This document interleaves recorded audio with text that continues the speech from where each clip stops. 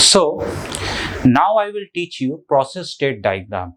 Okay, it is a very important topic for the GATE examination, and they always ask questions from this topic.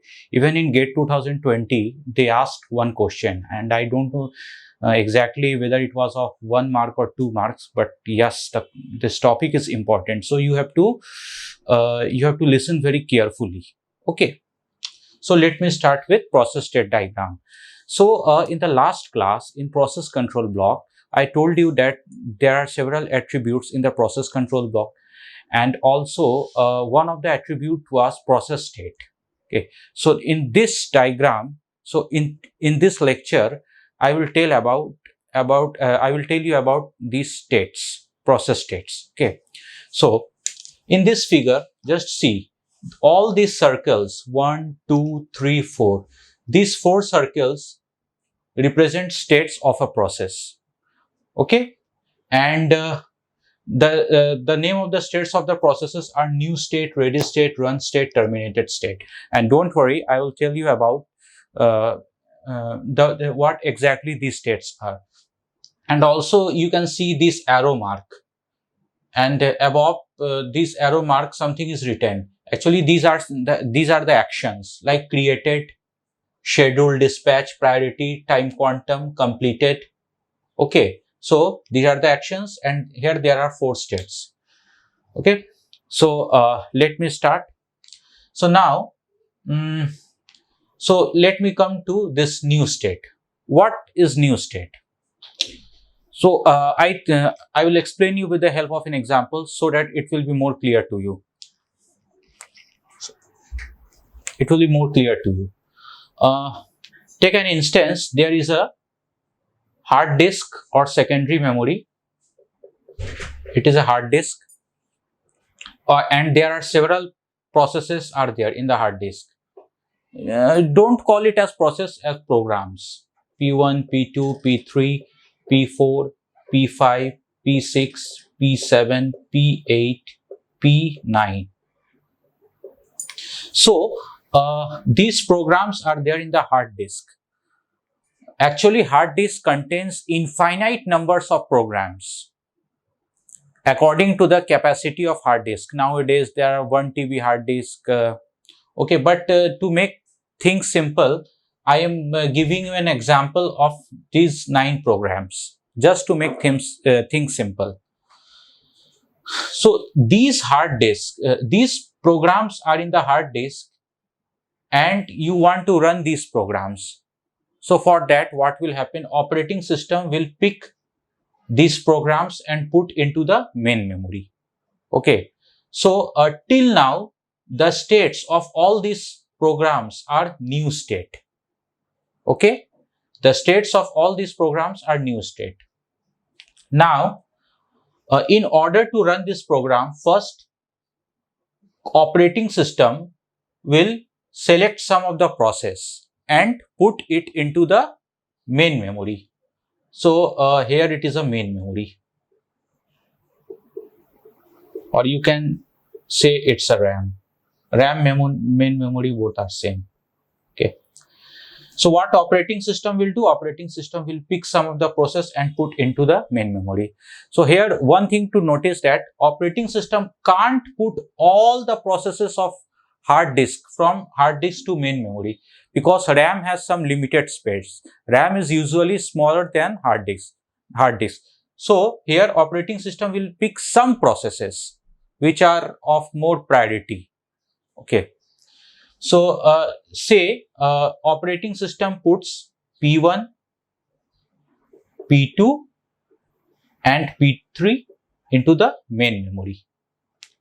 So now the state of this P1, P2, P3 has become ready state. Initially, the state of these processes were new state. Now, since these processes are in the main memory, so the state is ready state. And who has taken the decision to move, to select out of 9 processes, who has taken the decision to select just 2-3 processes and move it to the main memory? Long-term scheduler. Okay, it's a task of long-term scheduler. It's a task of long-term scheduler to select processes among all the processes which are there in the hard disk and move it to the main memory. So long-term scheduler is responsible for the movement of process from new state to ready state. Okay, long-term scheduler. Here I write it as long-term scheduler. Long-term scheduler is responsible for the movement of process from new state to ready state. Now, here in the main memory, P1, P2 and P3 are there, and think it as a queue. P1, P2 and P3. These processes are in the ready state. Okay, the states of these processes are ready state. Now, why this process are in the ready state? To run. Okay. Now, imagine there is one CPU, single CPU.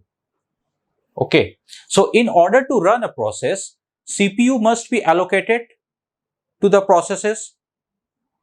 Then only the process can run. So, now the CPU will be allocated to one of these three processes. So, maybe CPU is allocated to P1. CPU is allocated to P1. So the process of so the state of P1 is running state. Okay.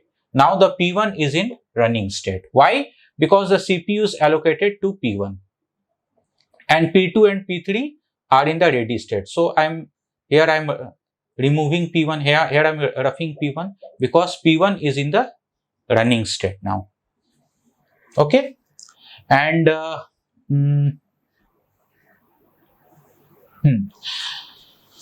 so who has taken decision to select P1 out of these three processes? It's a task of short-term scheduler. Actually, what short-term scheduler do? It selects a process from a pool of processes present in the ready state. It selects a process from a pool of process present in the ready state to run that process. Okay, so here short-term scheduler selected P1 out of these three processes. Short-term scheduler selected P1 so that now P1 is in running state. So the state of P1 is running. Okay. So it's a duty of short-term scheduler. Now, short, T for term, S for scheduler. Short-term scheduler. It's a duty of short-term scheduler to select one of the process in the ready state and assign CPU to it so that that process will run. Here P1 is running. So short-term scheduler has taken the decision, and after that it has directed the dispatcher. Okay, I have selected P1. Now you go and pick P1 and put it in the running state. Okay. So that's some difference between short-term scheduler and dispatcher. Short-term scheduler selects and dispatcher takes the action which is directed by short-term scheduler. And now after that, if the task of P1 is completed, then P1 will move from run to terminated state. P1 task is completed, so P1 is moved from run to terminated state. Okay, run to since now P1 so the state of P1 is now terminated. Okay, so now I have written P1 here. The state of P1 is terminated. So since the state of P1 is terminated, it means what? P1 has completed its task. So the process control block of P1 is now deleted. Okay. So you can say that one process has to go through at least 4 states in order to complete its task, from new state to ready state, ready to run, run to terminated. Okay. So now P1 is gone. It means what? The task of P1 is completed. Okay, and here since there were 3 processes in the main memory, so from here you can remove P1, P2, P3. So it's simple.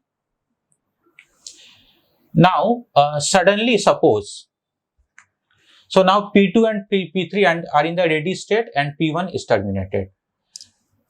Now let me explain you about this action. Why there is an arrow mark from run to ready. So suppose when P1 was in a running state,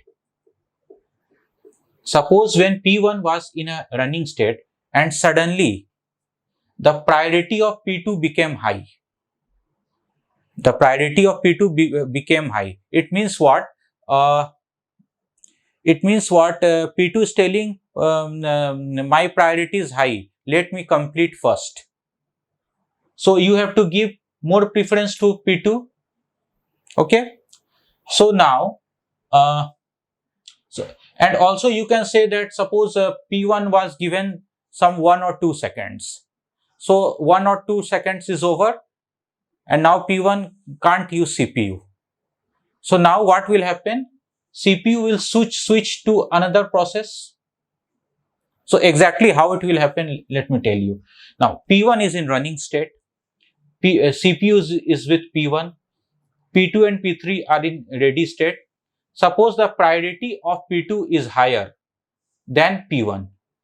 So what will happen? CPU will be snatched from P1 and will be given to P2.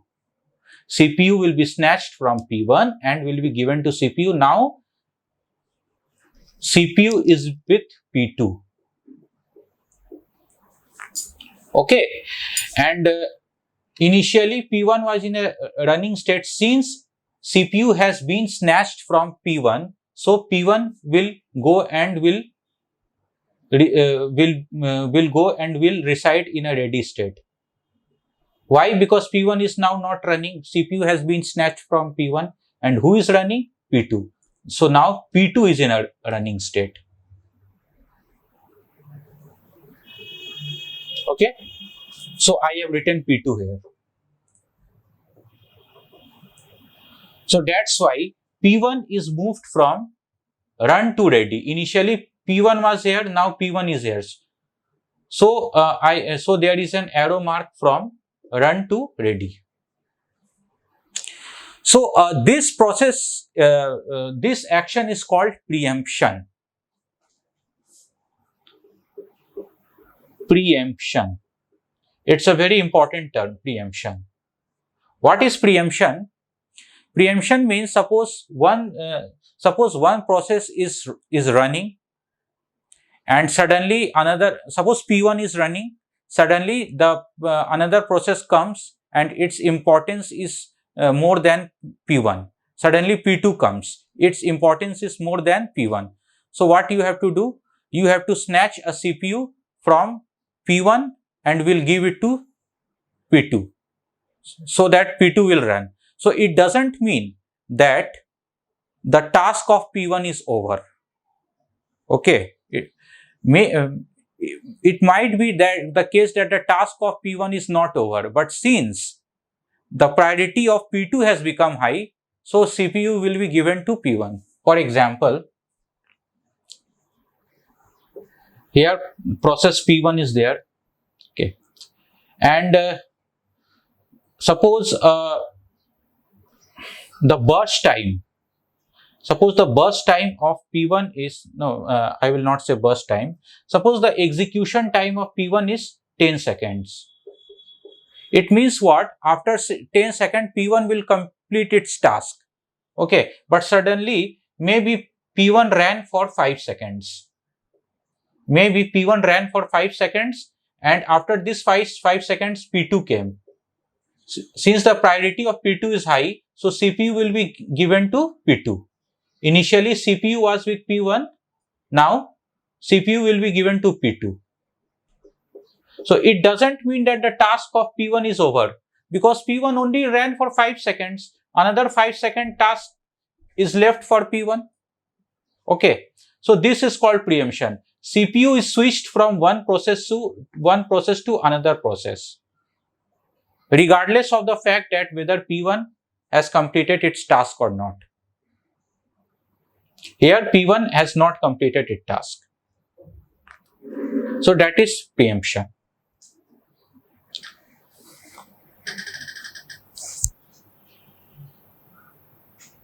No, sorry. One thing I told you wrong. If P1 has completed its task, after that, if CPU switched to P2, then we will not call it as preemption. Preemption means what? If a process is running and in the middle, if it has to leave the CPU so that other process will use the CPU, then this is called preemption. Okay.